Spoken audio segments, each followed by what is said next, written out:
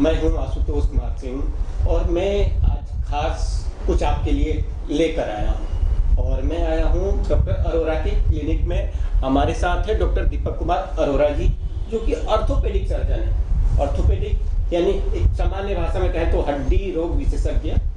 और सर्जरी के क्षेत्र में इन्होंने बहुत नाम कमाया है, बहुत कुछ इन्होंने किया है। मैक्स अस्पताल के साथ भी जुड़े हुए हैं यहाँ। और इनकी जो विशेषज्ञता है उससे संबंधित कुछ सवाल हम पूछेंगे, जिसको जानना आपके लिए बहुत जरूरी है। डॉक्टर साहब नमस्कार।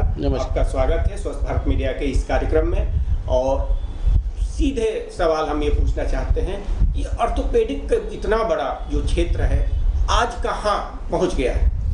अच्छा, ऑर्थोपेडिक क्षेत्र पिछले 25 सालों में 2 दशकों में इसने बहुत तरक्की की है। जब हम एंटर हुए थे ऑर्थोपेडिक में तो मोस्ट ऑफ फ्रैक्चर में प्लास्टर लगा करते थे जी, लेकिन आज के टाइम में ऐसा कोई फ्रैक्चर नहीं बचा जिसको हम ऑपरेट करके ठीक जल्दी कर सकते हैं। ऐसा कोई फ्रैक्चर नहीं बचा।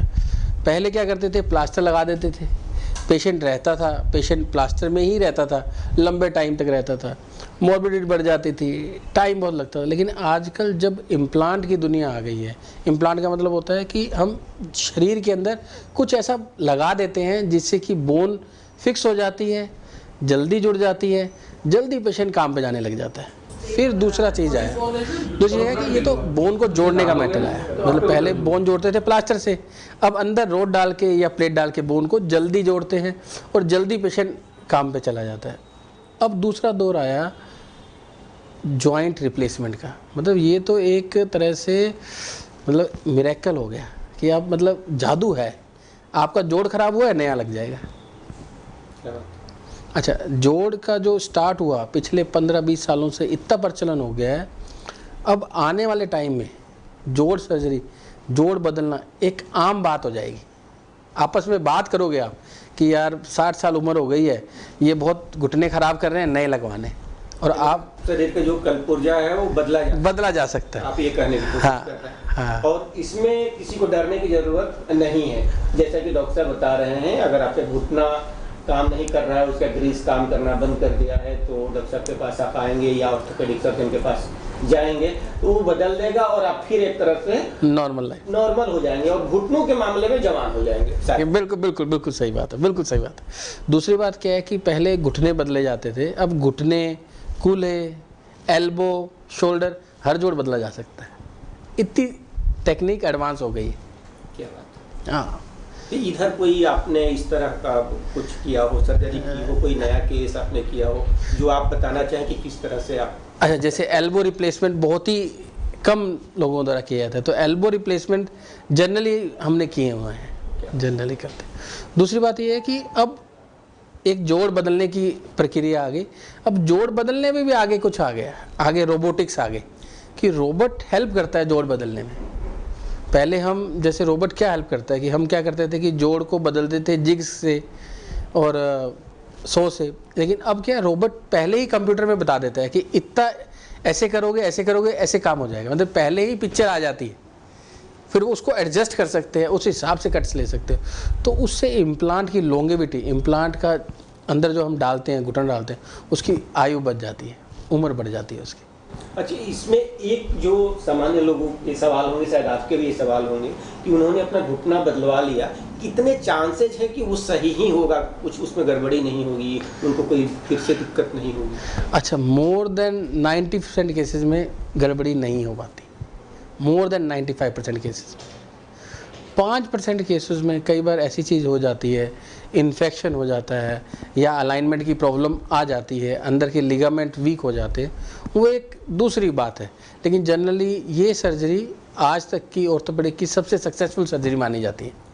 और आप देखना 5 साल के बाद इसमें चेंज मिलेगा आपको, बूम मिलेगा आपको। हर आदमी इसी की बात कर रहा होगा।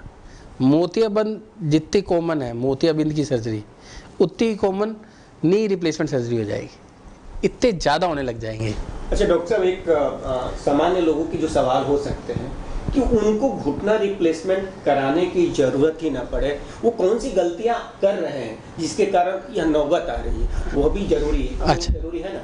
हाँ, मैं आपको ये बात क्लियर करना चाहता हूँ, बहुत अच्छी बात है बात। देखो क्या है कि बायोमैकेनिकली, मैं ये नहीं कह रहा किसी को मैं नेगेटिविटी की तरफ नहीं ले जा रहा, बायोमैकेनिकली कुछ एक्टिविटी घुटनों के लिए ज़्यादा प्रॉब्लम करती हैं। जैसे मैं बताऊँ, स्टेयर्स यूज़ करना, उठक बैठक करना, रनिंग करना, इसमें घुटनों पे बायोमैकेनिकली प्रेशर ज़्यादा पड़ता है। अच्छा, हम पेशेंट कहते हैं कि किया करो, जो बच्चे हमारे पास आते हैं कि रनिंग करो, जंपिंग करो, जब लेकिन पेन आने लग जाए तो फिर एक्टिविटी को कर्टेल करना ज़रूरी हो जाता है। उसके बावजूद भी आप भागते रहते हो तो फिर घुटनों पे प्रेशर अननेसेसरी पड़ता है।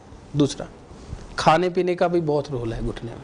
खाने पीने का, जैसे कुछ एंटी इन्फ्लामेटरी प्रोडक्ट है, जैसे हल्दी हुआ, लहसुन हुआ, अदरक हुआ, काली मिर्च हुआ, ये इन्फ्लामेशन घुटनों का कम करते हैं। और जो बोन्स को हेल्थ करने वाले, जो हेल्दी रखने वाले, जैसे विटामिन डी हुआ, कैल्शियम हुआ, जैसे अंडा हुआ, पनीर हुआ, दूध हुआ, ये सब अल्टीमेटली हमारे घुटनों के लिए हेल्पफुल होते हैं।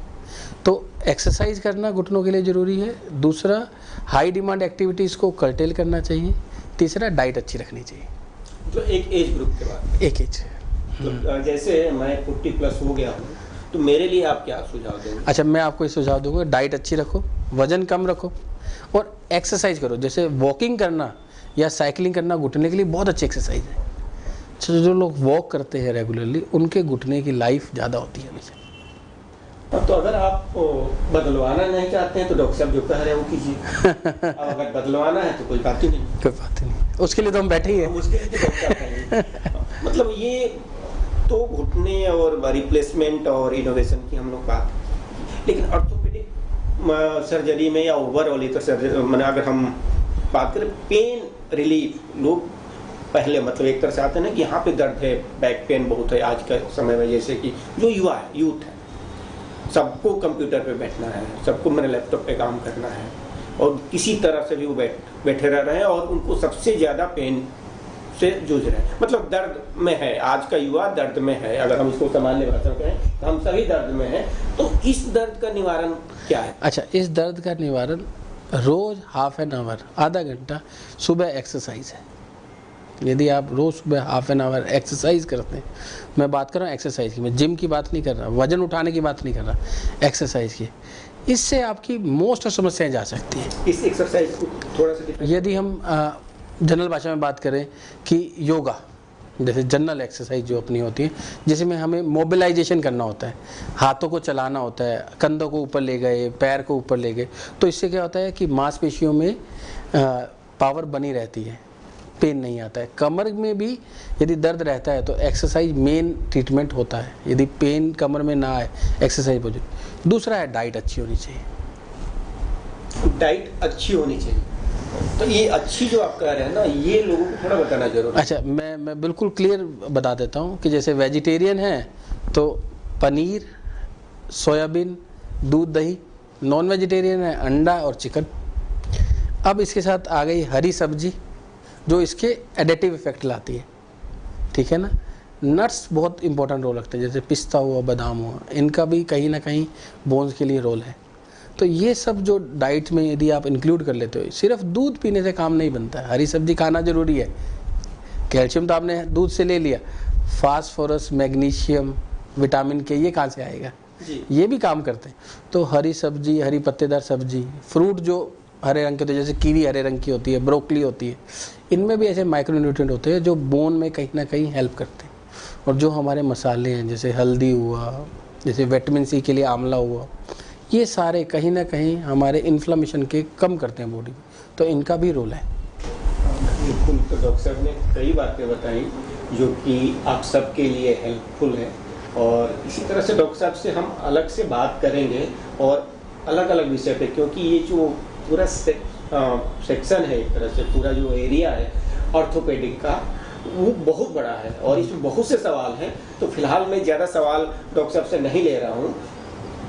अंत में मैं सिर्फ डॉक्टर साहब से चाहता हूँ कि डॉक्टर साहब अपनी तरफ से आप कैसे सेहतमंद रहेंगे, क्या संदेश देना चाहेंगे, और आज के लिए बातचीत इतनी ही रहेगी। अच्छा, मैं ये कहना चाहूँगा कि अपनी ज़िंदगी में यदि आप अपना टाइम बांट लो, स्ट्रेस फ्री लाइफ, एक्सरसाइज वाली लाइफ और अपने नियमित स्लीप, मतलब प्रॉपर स्लीप आपकी, यदि ये सब रखते हो तो आपकी लाइफ अच्छी निकल जाती है। तो डॉक्टर साहब ने कहा कि आपको अपने लिए भी जीना होगा और अपनी सेहत को संभालने की जिम्मेदारी खुद ही निभानी होगी। अगले अंक में कुछ और बातचीत करेंगे। धन्यवाद।